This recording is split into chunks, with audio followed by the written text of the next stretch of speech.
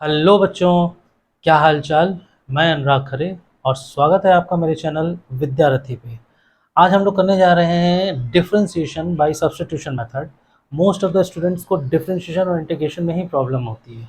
Differentiation और integration बेटा ऐसा टॉपिक है जो कि सिर्फ मैथ में नहीं, फिजिक्स और केमिस्ट्री में भी काम आता है। ठीक है, केमिस्ट्री में जब आप फिजिकल केमिस्ट्री सॉल्व करते हो, जहाँ पीएच वैल्यू, लॉग और ये सारे टर्म्स सॉल्व करते हो, तो वहाँ पर आपको डिफरेंशिएशन और इंटीग्रेशन की भी ज़रूरत पड़ती है। ठीक, तो आज बेसिक से शुरू हम लोग करने जा रहे हैं कि डिफरेंशिएशन में डिफरेंशिएशन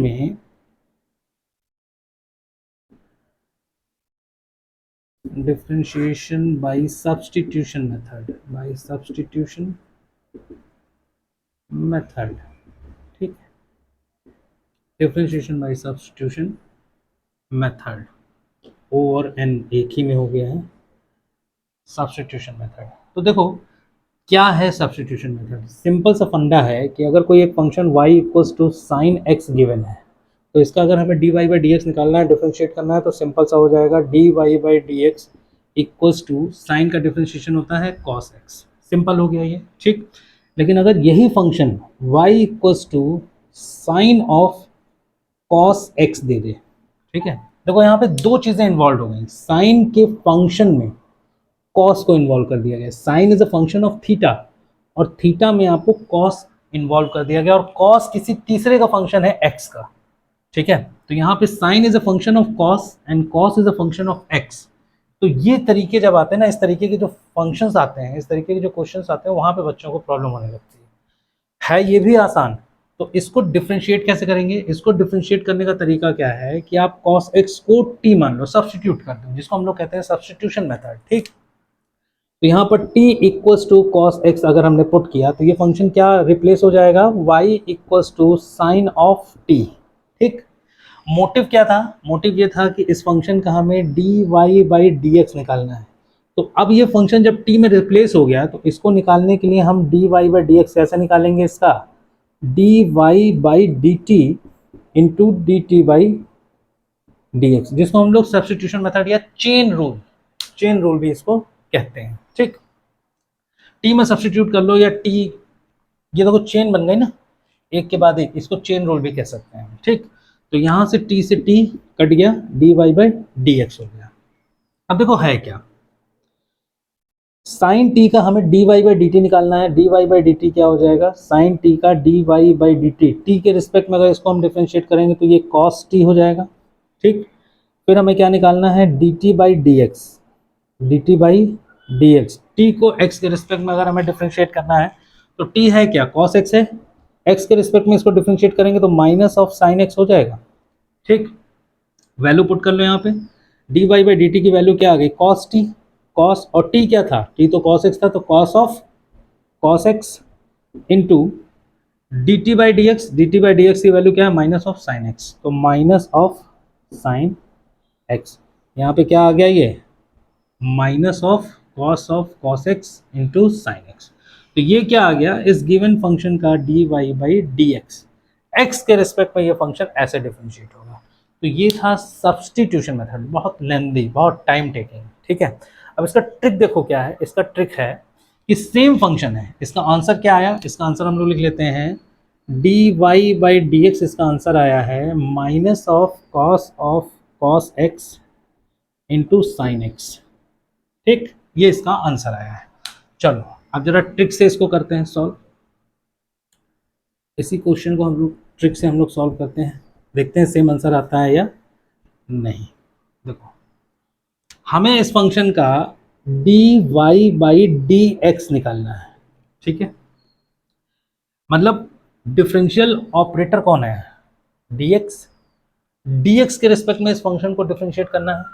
डी एक्स गया वाई के पास और उसने देखा कि मेरी फैमिली का मेंबर कौन है, तो उसने यहाँ पे देखा x, और इस पूरे को उसने क्या देखा? As a function of sine. तो इसने देखा साइन जो है वो किसी दूसरे फंक्शन का फंक्शन है, लेकिन उसमें हमारी फैमिली का मेंबर इन्वॉल्व है x।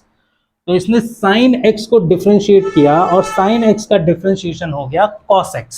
साइन x का डिफरेंशिएशन हो गया cos x, और x की जगह पे क्या है? cos of x। ठीक, फिर ये जो ऑपरेटर है ये इसके अंदर इंटर किया, इसने क्या देखा, इस cos x को देखा, cos x को डिफरेंशिएट कर दिया तो क्या आ गया, माइनस ऑफ साइन x। ये माइनस साइन यहां से हटके आगे आ गया, आंसर आ गया हमारा minus of cos x into sine x। ठीक, ये हमारा फाइनल आंसर आ गया dy बाई dx का।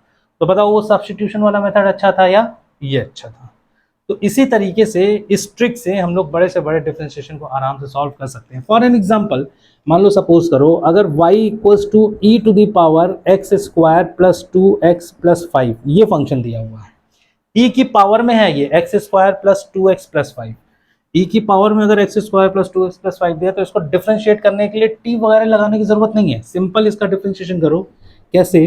dy बाई dx, e की पावर समथिंग, देखो फॉर्मूला जानते होगे ना कि dy बाई dx जो है वो e की पावर x का डिफरेंशिएशन e की पावर x ही होता है अगर y is equal to e की पावर x दिया हुआ है और इसे हमें x के रिस्पेक्ट में डिफरेंशिएट करना है तो इसका डिफरेंशिएशन e की पावर x ही होगा।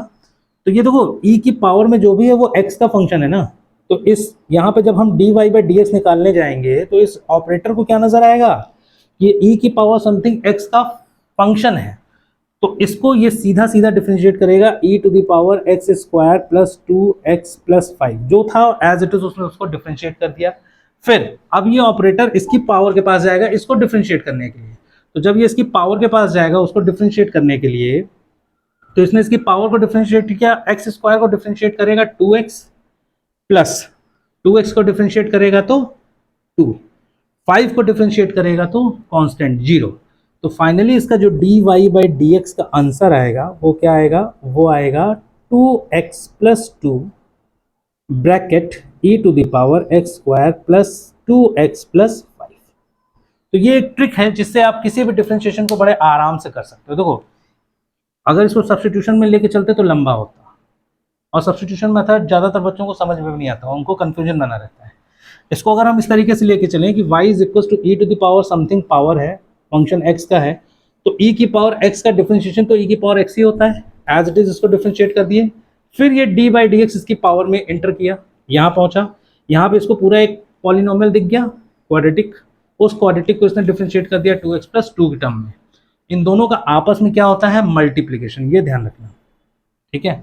जितनी बार डिफरेंशिएशन होगा वो आपस में क्या होते चले जाएंगे, मल्टीप्लाइड। तो ये तो आपका फाइनल आंसर आ गया। तो ये वो ट्रिक थी जिससे कि हम सब्स्टिट्यूशन मेथड से डिफरेंशिएशन को बड़े आराम से कर सकते हैं। आई होप कि आपको ये मेथड पसंद आया होगा। इसी तरीके की ट्रिक्स और भी आगे हम लोग डिस्कस करेंगे। Okay, thank you.